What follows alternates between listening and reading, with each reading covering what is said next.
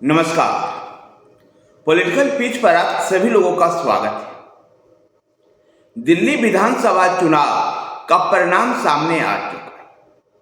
दिल्ली विधानसभा के चुनाव में 27 साल के सूखे को खत्म भारतीय जनता पार्टी ने किया।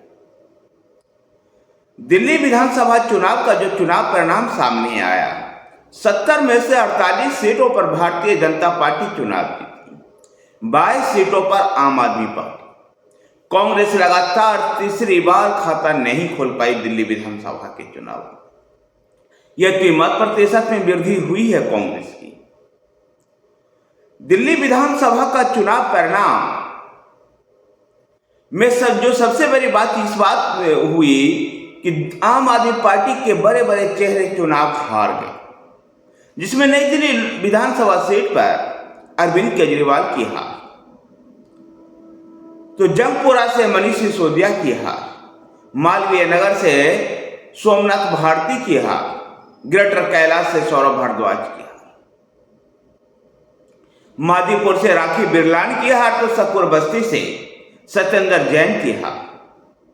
ये सभी आम आदमी पार्टी के बड़े चेहरे में सामने थे और इन सभी बड़े चेहरों की हार।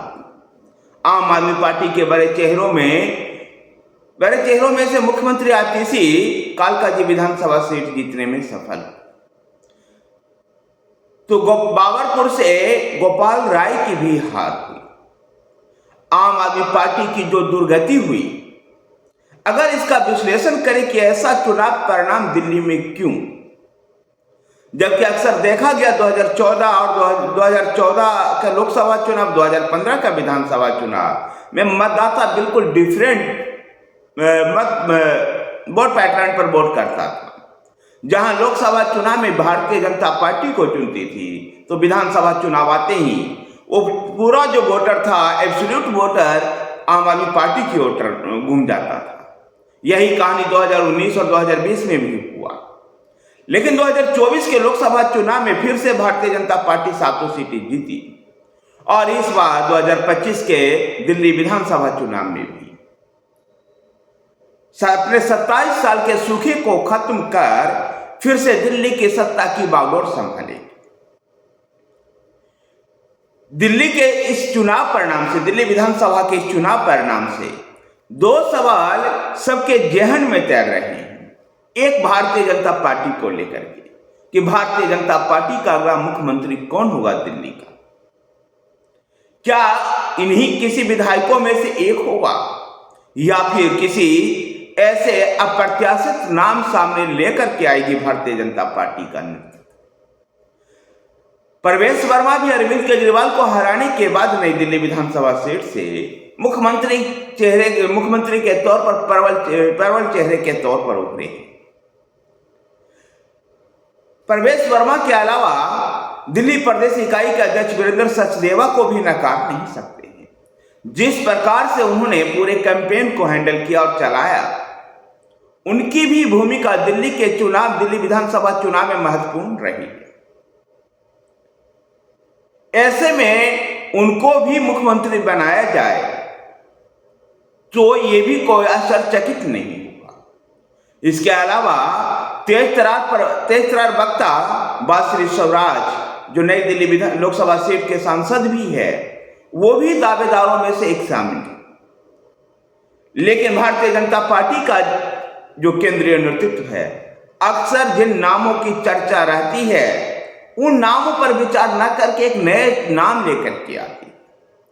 और दिल्ली विधानसभा चुनाव के बाद मुख्यमंत्री के चयन करते समय भारतीय जनता पार्टी इस बात पर भी नजर रखेगी कि जो पूरा आसपास का जो एरिया है, आसपास के जो राज्य हैं, उन राज्यों पर भी इसका प्रभाव पड़े। मसलन 2025 में बिहार विधानसभा का चुनाव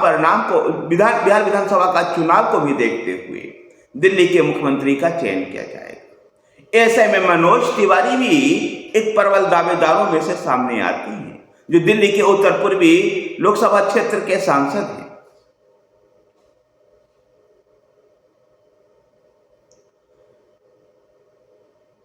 भारतीय जनता पार्टी के चुनाव जीतने के बाद भारतीय जनता पार्टी के मुख्यालय में प्रधानमंत्री नरेंद्र मोदी ने कार्यकर्ताओं को संबोधित किया।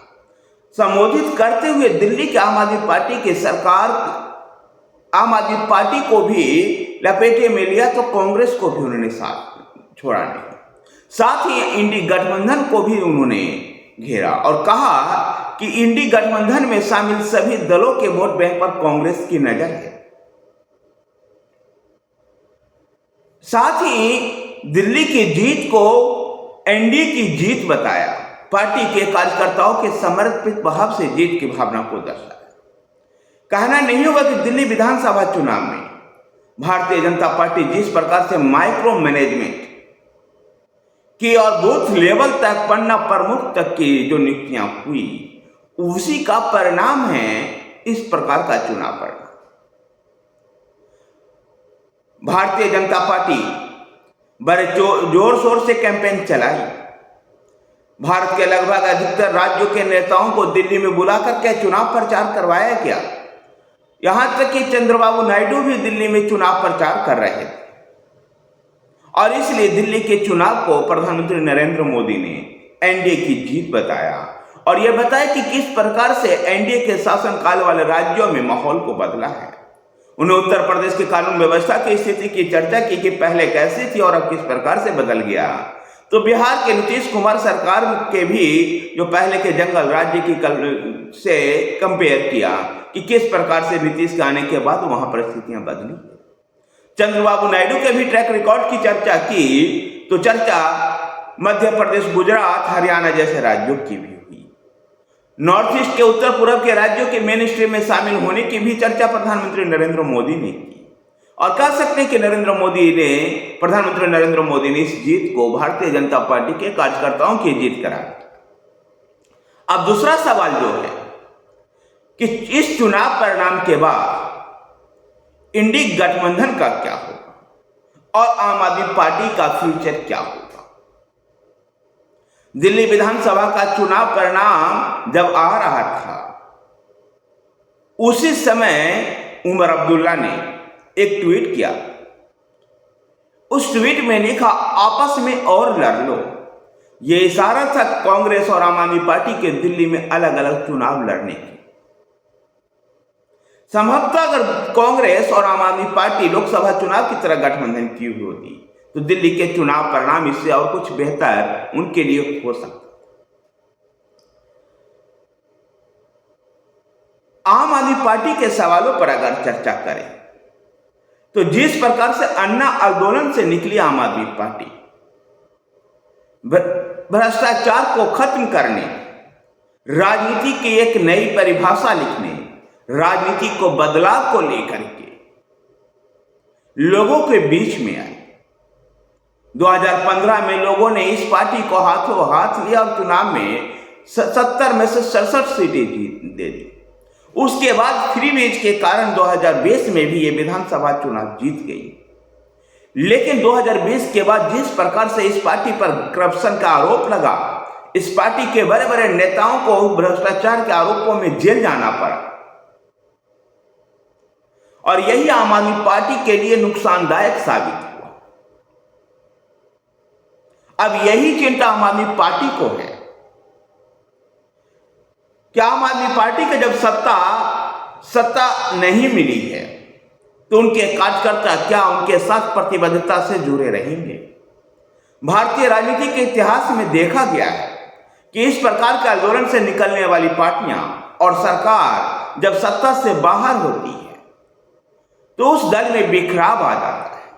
1977 का जनता पार्टी, 1989 का जनता दल, आप सबको याद, कहीं ना कहीं यही डर आम आदमी पार्टी को भी, और इसलिए दिल्ली के चुनाव परिणाम एक तरफ सामने आ रहे थे तो आम आदमी पार्टी का शीर्ष नेतृत्व पंजाब के विधायकों से संपर्क कर रहा ताकि पार्टी को एकजुट रखा जाए। देखना दिलचस्प होगा कि अरविंद केजरीवाल के चुनाव हारने के बाद अरविंद केजरीवाल के नेतृत्व में पंजाब और दिल्ली के विधायक, गोवा के भी कुछ विधायक, गुजरात के और जम्मू और कश्मीर के भी एक विधायक क्या आम आदमी पार्टी के साथ प्रतिबद्धता से जुड़े रहेंगे? क्या पार्टी का संगठन ऐसे ही खड़ा रहेगा? जहां पार्टी कार्यकर्ता और पार्टी के संगठन में अब अरविंद केजरीवाल को लेकर के भी सवाल होंगे। ऐसे में दिल्ली विधानसभा चुनाव, जहां पूरे एनसीआर में भारतीय जनता पार्टी की सत्ता लेकर के आई है और आजादी के बाद ऐसा पहली बार हो रहा है कि पूरे एनसीआर में एक ही पार्टी की सत्ता, तो वहीं पर आम आदमी पार्टी की राजनीति को भी समाप्त कर सकती है दिल्ली विधानसभा का चुनाव परिणाम। देखना दिलचस्प होगा कि आने वाले दिनों में किस प्रकार से आम आदमी पार्टी की राजनीति होती है। धन्यवाद साथियों, वीडियो को लाइक कीजिए, शेयर कीजिए, हमारे साथ बने रहने के लिए हमारे चैनल पॉलिटिकल पेज को सब्सक्राइब कीजिए। धन्यवाद।